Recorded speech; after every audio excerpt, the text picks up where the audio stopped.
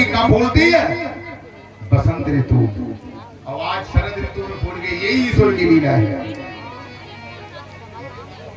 और भगवान जी ने ली बांसुरी, और बांसुरी लेकर के भगवान जी खड़े हो गए मंच के ऊपर।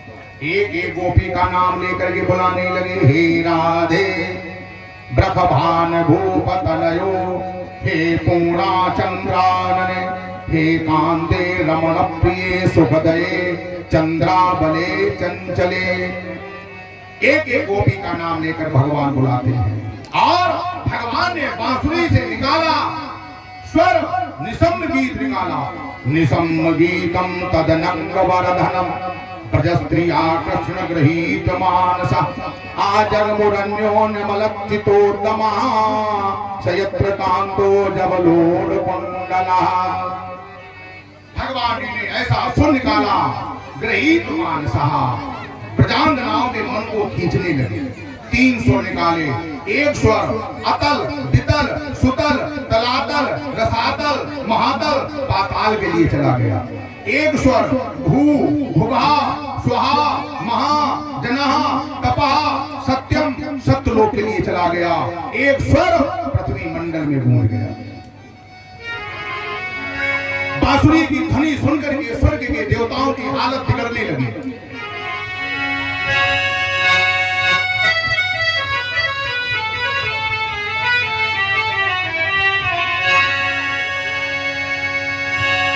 शिव शंकर त्याग धरि डमरू,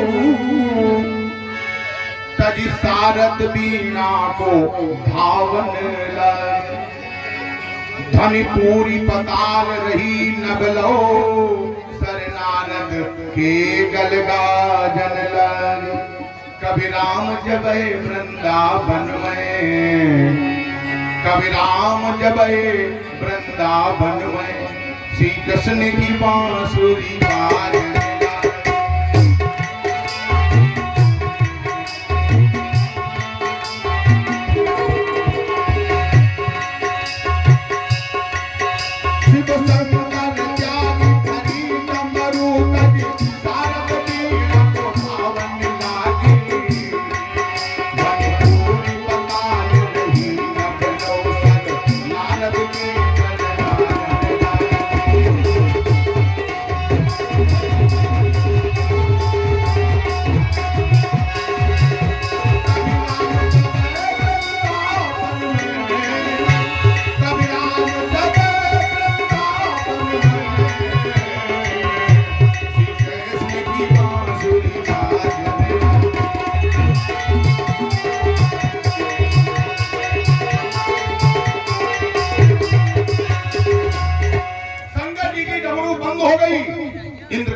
बंद हो गया, नारद जी की वीणा बंद हो गई, सरस्वती का सितार बंद हो गया।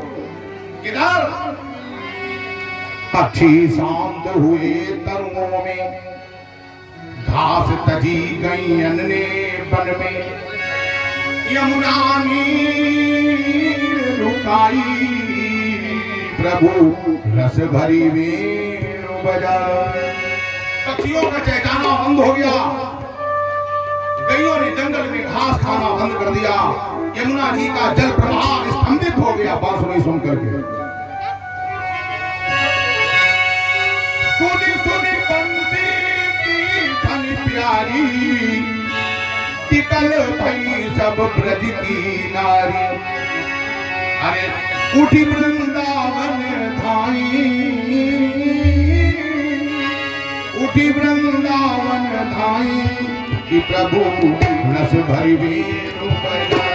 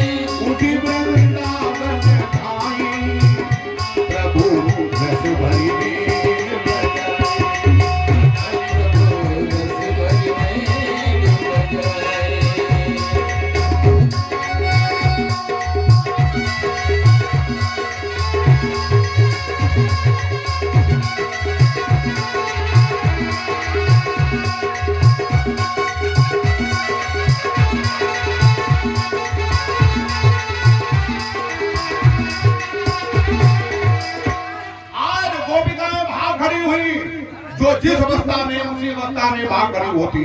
बाजी उठ धाई बाजी द्वार खोल धाई, बाजी मार्ग भुलानी बाजी व्याकुल है आनंद में, बाजिल ने विसारी धीर बाजिल ने फाड़ो चीर, और बाजिल ने उठी पीर बिरहा नलवा, बाजी घर छोड़ भारी बाजी सुत छोड़ भारी, बाजी पति छोड़ भारी ब्याज लगी तनवा, बाजी कहाँ बाजी और बाजी कहाँ बाजी, और बाजी कहाँ बाजी है बसुरिया कुंज बनवा।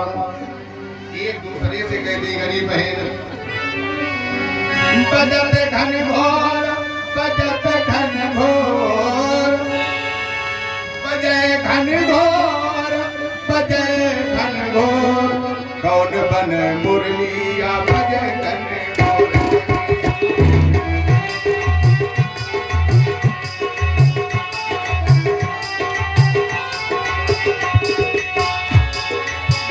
जल जमुना को उथलने लागो, जल जमुना को उथलने लागो, उथलने लागो लागो उथलने लागो, उथलने लागो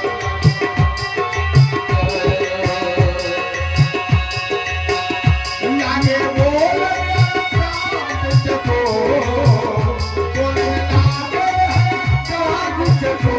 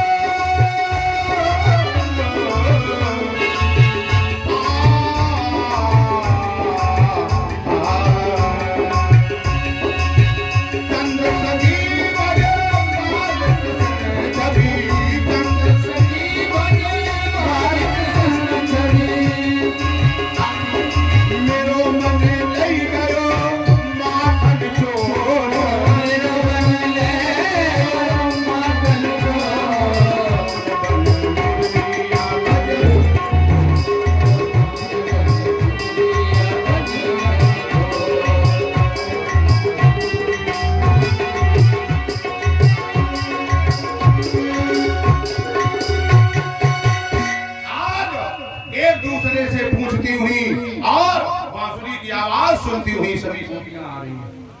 जैसे आ रही गोपिकाएं एक दूसरे से पूछती हुई,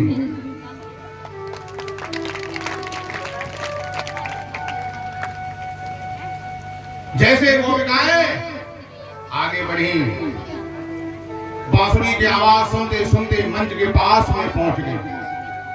जैसे रेस मंच के पास में आई, भगवान बांसुरी बजाते। जैसे गोपिकाओं को भगवान जी ने देखा तो भगवान जी ने गोपिकाओं का स्वागत किया। एक मंत्र में स्वागत भाषण बोला, स्वागत गीत बोला।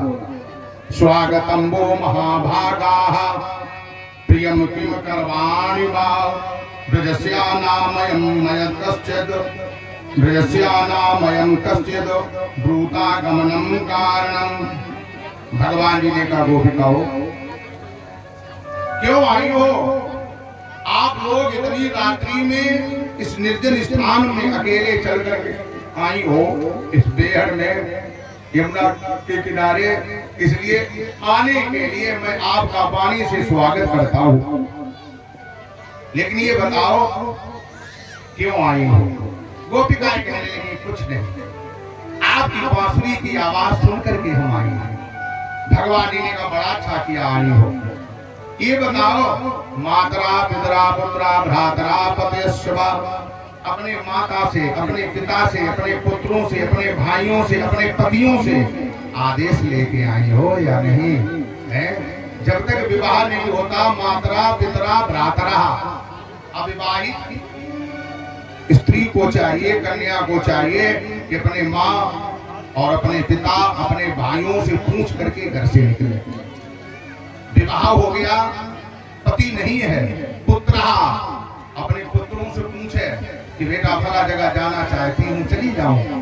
बालक कहने की हाँ अम्मा चली जाओ, तो जाना चाहिए। पति स्वभाव, अब विवाहित है, सौभाग्यवती है, पति बिना पति के आदेश से कहीं नहीं जाना चाहिए। भगवान जी ने कहा शास्त्र मत है। और फिर कैसा भी पति हो, दुशीलो दुर्भगो वृद्धो जड़ो रोग्या धनो विवाह, पति स्त्रीर्न हातव्यो लोके सुरभिर्पादति, दुशीलो दुर्भगो वृद्धो जड़ो रोग्या धनो विवाह। इसी मंत्र का हिंदी अनुवाद गोस्वामी जी करते हैं। वृद्ध रोग बस जड़ धनहीना, अंध बधिर अतिथि।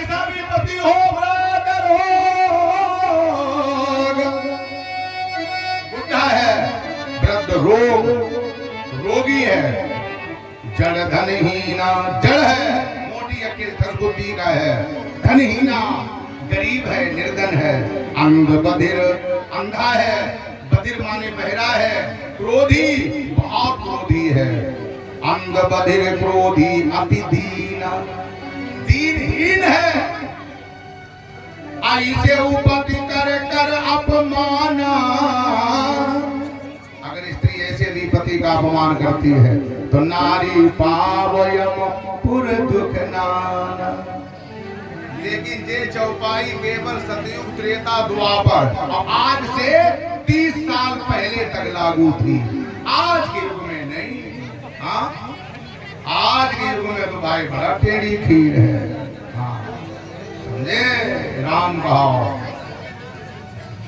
तो अरे साहब, हमने देखो कौन स्त्रियां हैं, हाँ तौल के चाटा देती हैं। तनख्वाह तुम्हारी 45,000, अभी 1,000 कहाँ दिया है, 44 कैसे आए हैं? ये तो सतयुग त्रेता द्वापर और आज से 30 साल पहले की जो संस्कृति थी वो अब नहीं। अब तो मॉडर्न जमाना है, उंगली फेरो दुनिया देखो। हाँ, तो भगवान जी ने का आदेश लेके आई हो। अब गोपिकाएं चुप, कौनो आदेश नहीं लिए। पति देवता चिल्लाते रहे गिलास पानी दे जाओ, कोई कहते रहे हमें चमचा भर दाल परसे जाओ, कोई कहते रहे सब्जी दे जाओ, हैं कोई कहे हमें गर्मी लग रही पंखा दे जाओ। हाँ छोड़ के भागे आई, जो जिस स्थिति में थी उसी में भागी।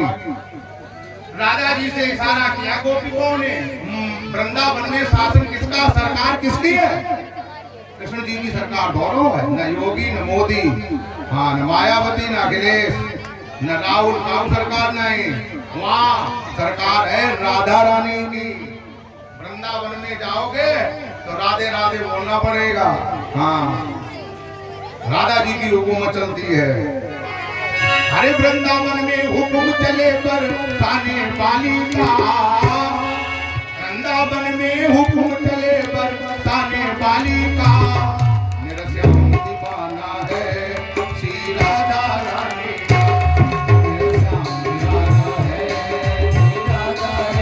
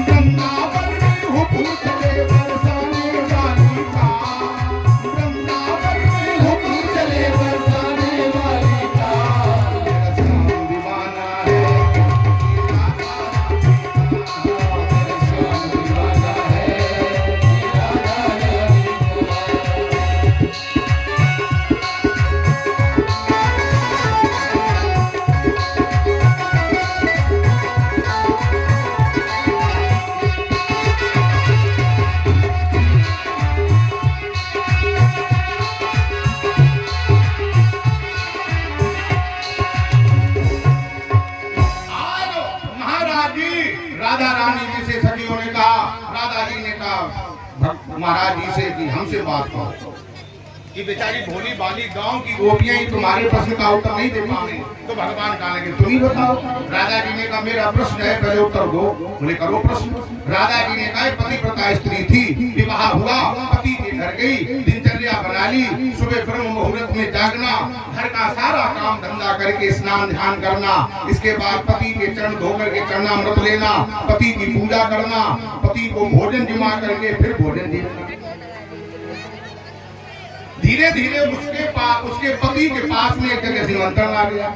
मित्र है साथ का पड़ा हुआ गुरुकुल का, तो मित्र के पिताजी ने किया गया भोज में भागवत कथा जरूरी होती है।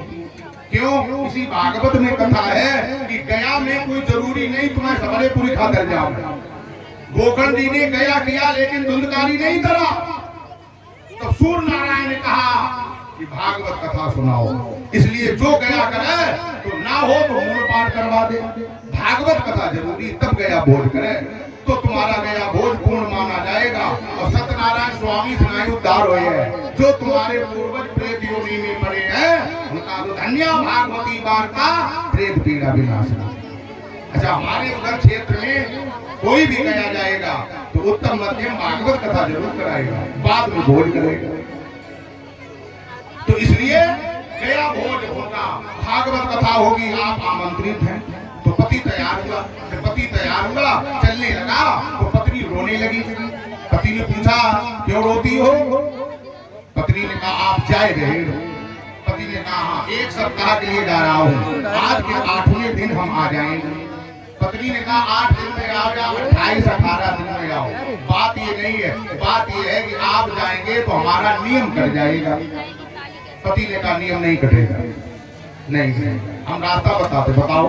चूने से टूटी एक दीवार थी, पति ने गेरू का टुकड़ा लिया और अपना एक चित्रांकन कर दिया, दीवार में एक अपना फोटो बना दिया और ये कहा जब तक हम ना आवे तब तक इसी चित्र की पूजा करना। ठीक है, और पति चला गया।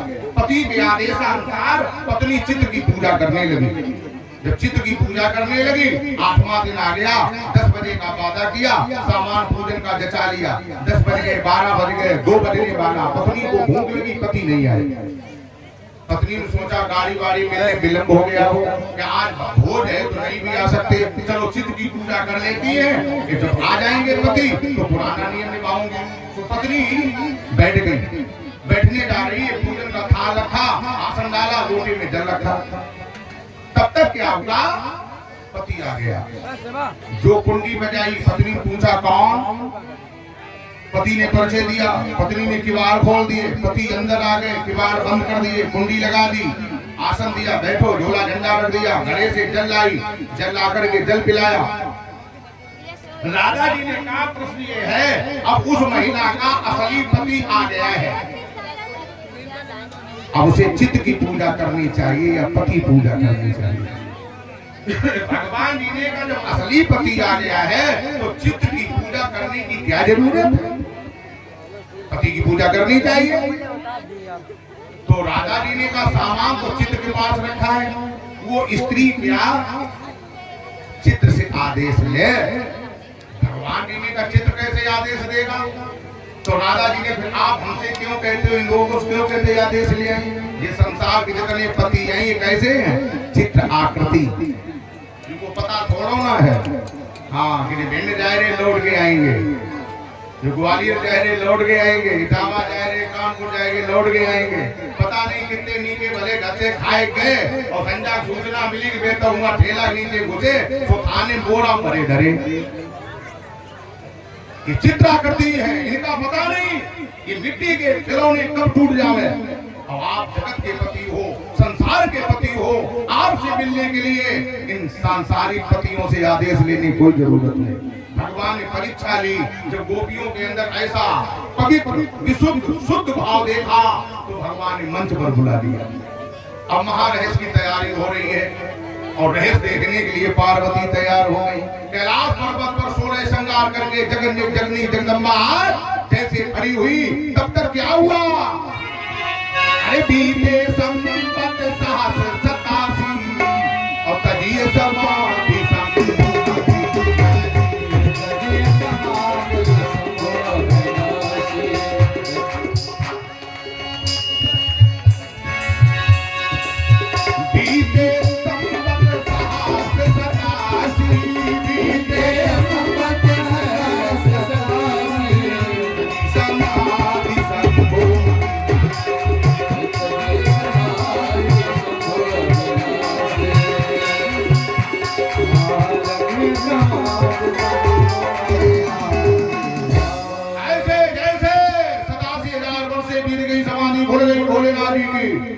जो समाधि खुली, शंकर जी राम नाम शिव सुमिरन लागे, जाने मातु जगत पति जागे।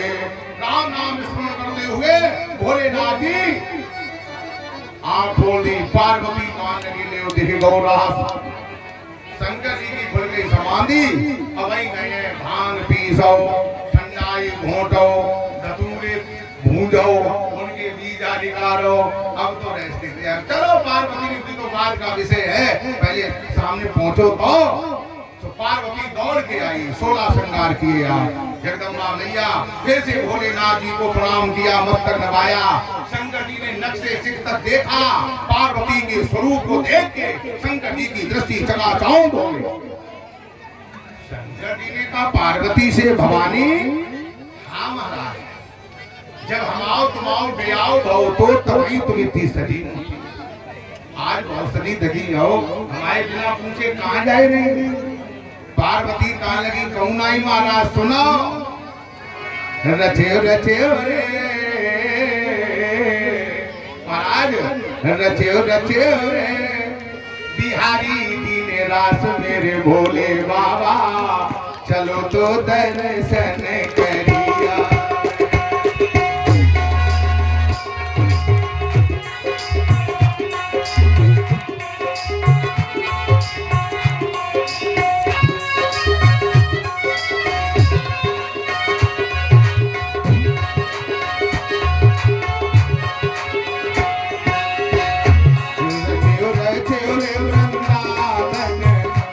मेरे भोले बाबा, चलो तो दर्शन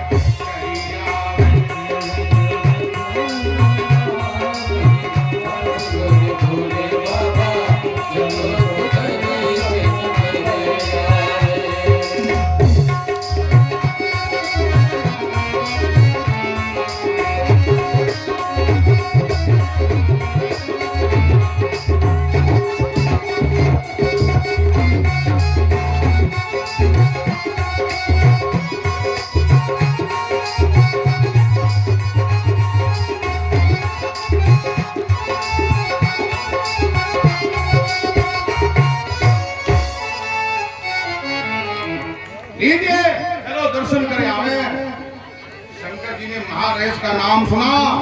शंकर जी कहने लगे पार्वती? बोले हाँ महाराज। बोले रहे देख दे कि हमारी बड़ी प्रबल इच्छा है, लेकिन पार्वती ने आप जा नहीं सकते हो। शंकर जी ने क्यों? बोले वहां के लिए कानून है कि केवल महिला समाज ही जा सकता है, पुरुष प्रवेश निषेध है। शंकर जी कहा लगेगा ना कहो लिवाए चलो। पार्वती ने कहा हम अपनी मर्जी से कैसे लिवाए चले भाई हैं? वहां के लिए जब संविधान कानून बना है तो कैसे हम कानून को उल्लंघन करें? शंकर जी ने कोई तरीका नहीं, पार्वती ने एक तरीका है। क्या? बोले समझ जाओ। कहा समझ जाए? बोले बस एक लहंगा पहनो, एक ब्लाउज पहनो, एक ओढ़नी ओढ़ो, घूंघट मार ले, बहू बन जाओ, हमारे संग चलो, चुप्पा घूंघट मारे बैठे रहे हो और घूंघट के भीतर से सब देखत रहे हो हैं, और चुप्पा उठे चले गई हो हमारे संग। और कोई तरीका नहीं। शंकर बाबा कहा लगे सो सब कर लिए हैं, चले हैं जरूर। तो निकालो। तो पार्वती ने निकालो एक लहंगा, एक ओढ़नी, एक ब्लाउज। और शंकर बाबा सतियु के लंबे 21 साल के जवान और पार्वती छोटी ऐसी है। तो शंकर जी ने जब पार्वती को लहंगा पहनो तो वो लहंगा परियन ऊपर बुटन्ना है, नीचे सब बबूती चुपरे, पाए दिखाओ में बंबूर ऐसे। शंकर जी ने कहा लगे बस तो रखो। पार्वती ने अबे कैसे? अबे ब्लाउज पहनो और ये साइन बोर्ड झाको, बाबा गिरी साइन बोर्ड है डाढ़ा, देता झाको। अच्छा शंकर जी ने ब्लाउज पहनो। अब छोटी सी ओढ़नी है। शंकर बाबा जब घूंघट मारे आगे डाला झाके तो सवरी पीठ खुल जावे, जब पीठ झाके पीछे कमर तक लावे ओढ़नी तो डाला खुल जावे। शंकर बाबा बड़े चक्कर में पड़े। शंकर जी ने क्या करे? खैर जैसे तैसे टेढ़ी तिरछी तिकोनी ओढ़नी करके ओढ़ के समिट बटुरी के हैं, जैसे नई बहू है बिल्कुल। देखो इतनी बड़ी बिटानी समिट की, जब भी आओ के आओ हैं, और जो गौनो रौनो भाव फिर बे जैसे नागिन ठोस कर है तैसे जा जाती जेल की चक्की हाथ पिसवाए दिया और का वो सुन रही हो। ऐसे वैसे देश की नारी चंबल किनारे किया बिहार पकड़ करवाए, चंबल तीर ले जाए, बेदुवंत पुतवाए डाले तो जय श्री राधे। तो शंकर बाबा समिट बटुरी के बेचारे छोटे से रह गए, बिल्कुल छोटे, नान बुढ़ा। अब पार्वती उसकी चलो। पार्वती चले कहाँ चले? बोले रेस देखे। पार्वती चले सदो पहले मुंह दिखाओ। शंकर जी ने मुंह में का कुछ भरो है? बोले ना, जिंदगी में पहली बार घूंघट मारो है।